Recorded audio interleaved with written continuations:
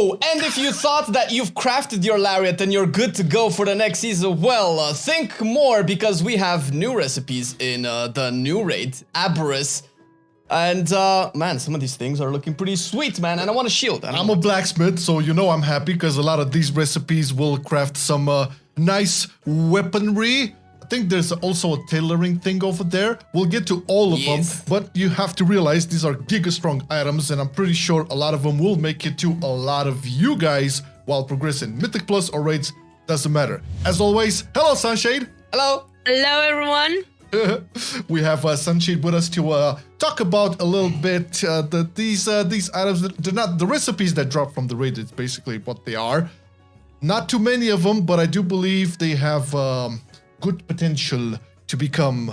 I don't know, the next flaring calls. Well, I mean, to be had everybody that's wearing leather has the flaring call, and male has the stomper. So we know that these special items, craftable with special effects, tend to be a little bit better. Hopefully. Be a little bit better than the average, but let's actually get into it, man. Mr. Blacksmith, take the lead. So I am working on a spécialisation dans le shields. Je m'appelle. So let's talk about the Shadow Impact Buckler. Now, this will have either strength or intellect, so I can see it on healers, maybe, I don't know, paladins, holy. But the main gist of it is, taking damage has a chance to store stacks of Shadowed Immolation. After receiving 5 stacks, your next ability will release the stored energy, dealing 3,316 Shadow Flame damage split between all enemies within 10 yards. Now, granted, this is at 350 right now, right? This will increase significantly once this maxed out, right? This effect repeats for each stack of Shadowed Immolation. Yeah, now, I mean, tanks.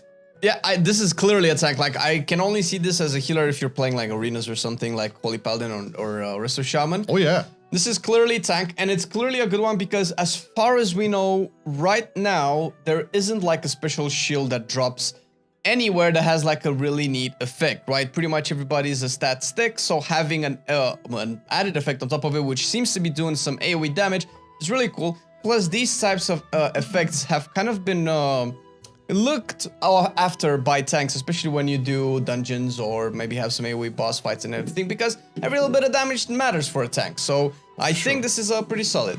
For sure. It matters for a healer as well. Think about the possibilities you have in Mythic Plus. You constantly take damage, you take AoE damage, also in the raid, so the healers can also pad a little bit with it, add some healing, standing in poop, saying, oh, I just need that buff. Yeah, I mean, I don't see why a shaman or a paladin would not wear this in Mythic Plus at least, because at the end of the day, it's still a shield that has an added bonus effect to it. Stay in the fire More now, power to you. Yeah, the incentive to like take shit to the face, it's strong in this one.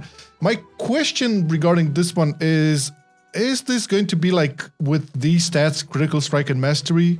Is this like the final version? Because in crafting, we cannot really add custom missives, right? No. Well, this one, no. No, normally like items with special effects don't really have interchangeable stats, so they come pretty much set in stone. Crit mastery is not something that tanks usually like. Maybe pro paladins might benefit for this more than pro warriors. I would imagine maybe Resto Shaman would like this. I'm not too sure about Holy Paladin, but to be fair, stats are usually stats, and if the effect is actually strong enough, if it's tuned highly enough, it probably won't matter by the end of the day. Yeah. Well, we'll see. I'm curious on Resto Shamans and Holy Paladins if they would value. So, Resto Shamans, do they value crit? I know their mastery works with crits, so could be something for them there as well. Bummer. At least the effect is pretty cool. So gather up. By the time Tempomar releases, I'm gonna be spécialisant in shields. And make the gold. You're gonna want some. Now, okay, enough about blacksmithing. Let's see a recipe for tailoring that will bring us what? This is the Undulating Spore Cloak. It is a cloak. What do you know? This one, you can put missives on it, so you can do whatever stats you want. And on equip, it has the effect that when you're above 70% health, you heal for 4.6k every 5 seconds. And when your health is below 30%, the symbiotic spores embedded in your cloak expand, granting a shield that absorbs 95k damage for 10 seconds, and it has an internal cooldown of 2 minutes. This is This is amazing for Grievous, but Grievous got removed. It would have been. well, I mean, it's clearly a cheat death, and the 95k absorb at 350 eye level is pretty big, because I can see this, you know, with about, I don't know, 80, 90 extra eye levels to be maybe 150k, 160k. That's almost like half of our current HP, which is pretty good. Usually when, you know, you have those mechanics that we have healed healers before, where everybody just dips down to like 10%. This is really good at making sure that, you know, one extra tick doesn't kill you. And obviously, it depends exactly on how much it scales, because right now we know proficient gears don't scale all the way to like the highest item level in the game. Yeah, somewhere in the middle between, you know, the yeah. plus thingy and the highest, like, fort. Yeah. Obviously, this is probably good for everybody, but healers usually want raw stats for extra throughput, right? So the effect would have to be like really good, but I still see this as good for progression rating. It is great for progression rating. You constantly take AoE damage, things are happening, you can't pay attention to everything. Everybody's trying to get their meters high for some reason, so they ignore mechanics and get hit. So for survivability and for progress, this is going to be amazing, and everybody please take it. Yeah. First of all, it will be usable by everybody, so it's agility, strength, and intellect. You can definitely have all the tailors lined up to make this for your group. Interesting enough, though, this is another item with an added effect that does let you put missives with secondary stats, which is... can you please decide, Blizzard? Are we putting missives on this or not? But anywho, really cool cloak. This is probably going to be best for a lot of people for a long while, unless something really like better static or whatever comes along. What else? Now, this is the thing. These recipes have a chance to drop from the raid, but there's also another way or another chance we can get this recipes. Oh yeah, we have the Satchel of Pilfered Recipes, which I think drops from the 4th boss. Now, 4th boss is, you know, by the dungeon journal. We don't know exactly like the pathing and like if you can... How fast do we get to the 4th boss? But what's cool about it is, because obviously, I mean, right now in the raid we have what, 1 or 2 recipes that can drop, and we have so many more in Aberrus, and the fact that you can actually probably centralize these in like 1 item at 1 boss offers a little bit of flexibility. Maybe you're progressing on it, maybe essentially you don't want to do certain bosses for certain recipes, you can still get it from the satchel, which is actually kind of cool. Because this could probably add some spins to the loot table, where you're not always just beelining one boss specifically for some loot. If there can be like a treasure pack or something that can give you items from other bosses. Well, I mean, we can infer that that's what it does, right? I mean, pretty much, yeah. I don't know what the trump chest will be, but I like things like these. Well, there's a difference, because the recipes we're discussing are on a very rare loot table, while the satchel is on the normal loot table. And I don't think it only contains the items, the recipes for the items we're discussing right now. I think because there's also a cauldron for alchemy, there's also tinkers for engineering. Yeah. So I think it can have any of these items. Yeah. What's interesting is, because we know how we use our loot. Whenever we have like a inscription recipe, we give it to our scribes and so on and so forth. We don't know what recipes drop from this.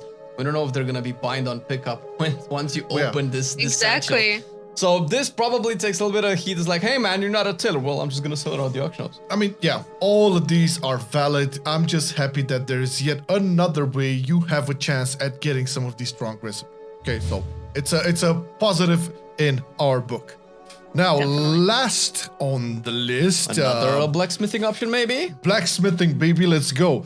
So, I mean, dude, you cannot really hate on blacksmithing because they are in the business of making weapons. I mean, whenever you think of profession in an RPG with dragons, you have to think blacksmithing first. It's there. It makes sense. Just grab it. And it makes sense that you're now able to make a 2-handed big beast hammer.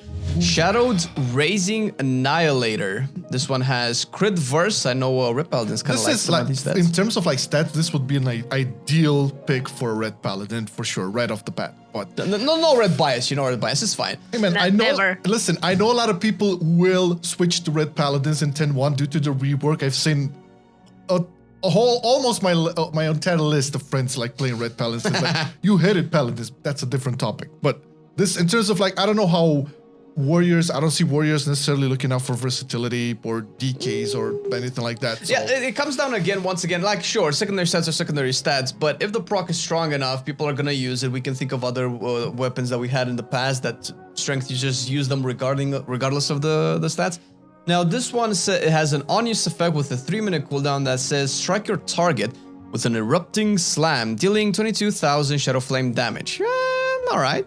After a short delay, residual shadow flame rains on a random enemy within 15 yards, dealing 33,000 shadow flame damage in a 4-yard radius. Now, there's an RNG effect to this. Okay, so first of all, initially when we saw this, it was with the 15-yard radius, and we kind of had a discussion regarding the problems it could potentially have on pulling unintended mobs to the group or whatever. Obviously, this has been fixed. So the initial effect, the initial damage isn't that amazing to begin with. I feel like from the initial iteration, they just balanced it out to have like the delay effect having a little bit more potency. Again, it's 350. I mean, it's in a 4-yard radius. This is a pretty niche, tight pack. 4-yard radius is like it's like melee range. Group them up, yeah. So I can see DK is really loving this because you grip everything super tight and then you slam them. Now 33,000 damage on a 350 level seems to be like quite a bit, considering that this will most likely scale really high. I won't be surprised if this reached like, I don't know, 50, 60k damage in an AoE, and it doesn't seem to be capped though. I don't know how many you can hit in a 4-yard radius, but they're like in a tight corner over there. They're not gonna be in a 4-yard radius of you. They're gonna be in a 4-yard radius of the 15-yard radius mob it's attacking. Yeah. Oh, right. Yeah, so if it's not on top of you. No, it's not. It's on top of the target that it procs, but that target is obviously going to kind of be picked. I mean, if you have like one range that nobody can kick or that's just shooting and it procs on that's gonna feel really bad, man. But at the same time, you kind of have some control over it because you activate the proc, so maybe kind of offset some of those situations. Yeah. My question is it going to proc on explosives, for example? Because explosives are somewhat in range, but not so much, and they are not really reacting to AoE damage. So is it going to be wasted damage if it drops on an explosive? I hope not. Do we know? Because normally you cannot cleave into explosives from normal targets. The thing is, all of these affixes, like you cannot really hit them with like different. I don't know how the effect from a weapon would impact this, but it would be for the best outcome for everybody to not have it do shit like that. I mean, listen, explosive have 800k HP, right? So maybe it's not the end of the world if it slaps an explosive. Could be useful. It does have a 3-minute cooldown though. So this effect here, like, okay, the unused effect and with the delay and whatever, this has to be quite potent to justify this. If I'm not mistaken, Gavel also had a 3-minute cooldown. Yeah, but Gavel was broken. It was broken. It was one of those items that got introduced in the last patch of the game. We know all of that story. It's fine. But again, we're looking at a 3-minute cooldown here on a crafted piece of equipment, which may or may not have the possibility to add missives. We don't know, because some do, some not. See, the thing is, since we can only see the tooltip that's at 350 level, we cannot really know. But sometimes these items have like reduced amounts of secondary stats because of the proc. We remember the Jathus from Kel'Thuzad in Sanctum. Yeah, it used to have like the stronger the proc, the fewer the secondary stats. So I don't know how the secondary stats scale. If they scale as a normal weapon, then no matter what, this is a plus. If it has a 350 two-handed sword, whatever, with strength has the exact same number of secondary stats, then it doesn't really matter. The extra proc is just additional. Although that would probably maybe 100%, 110% make it biz for everybody using a two-handed strength weapon, because you're just getting a 3-minute proc for free. Yeah, I mean, for Red Paladins, this wouldn't be an issue since you have 1-minute wings now, so you just basically have it already all the time when you have wings. It's all good. Maybe from some other specs, the 3-minute cooldown on it would be an issue. Regardless, I feel that these like crafted items from the raid are really awesome. Oh my god. And this is like, I don't know if this is like the final list, but it's looking proper like for the profession geeks out there. But not only that, like when you're in a guild progressing or whatever, you want to like push keys or something like that, you want those tailors and blacksmiths to like give you and craft you the best possible item. not only talking about the highest item level, but the effects on these are also very worthwhile. So you know what? Well, know what's really cool Yes. about this? Because we're seeing this with Vault, and now we're seeing even more with Abyss. And I hope that this is true. They're slightly shifting the loot table from a 100% drop chance item from a boss to some of them are crafted items, and we're kind of delving into an RPG system that we haven't really had almost ever, that we know other RPGs do, where you're not necessarily looting the item for the dragon, but you're getting everything to make it yourself, or, have a blacksmith. And sure, not everybody likes, whoa, I cannot use my item because I have to have somebody make it. But I think this is a really cool way of obviously including professions as a system into WoW. It's not the only two-handed mace. Obviously, we have like swords and stuff, so it's not like the only one to get. And I feel like if we keep going into this, then we can have like more blended, more options, and even easier maybe to tune and make loots distributed to people without, narrowing into one boss, when you can have recipes that can drop in the satchel, for instance. Sure. Yeah, exactly. I love when items compete with each other, like from different sources. This is like one of the best things. Right? And it's interesting. I mean, yeah, min-max to the... You don't peak, have to but- farm all the time. You have options. Yeah, this is the best thing. Yeah, philosophically, it's one of the best things they could have ever done for professions, like make these crafted items relevant, and they seem that they are. But what do you think? Do you see the value in these items? Are you excited? Are you a crafter?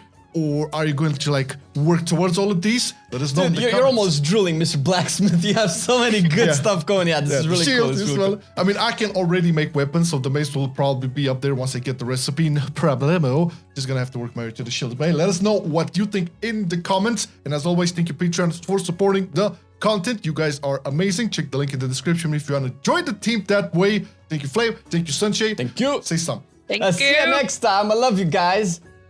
Bye. Arrivederci. Say hi to my dad if you find him. I've been loving it then, I still love it now. Still, I play WoW. Still, I play WoW. Getting better every day, let me show you how. Cause still, I play WoW. Still, I play WoW. It's getting harder to stay, but at the end of the day, it's a guilty pleasure, so just log in and play. Whether it's classical retail, I'ma do a /bow. Still, I play WoW.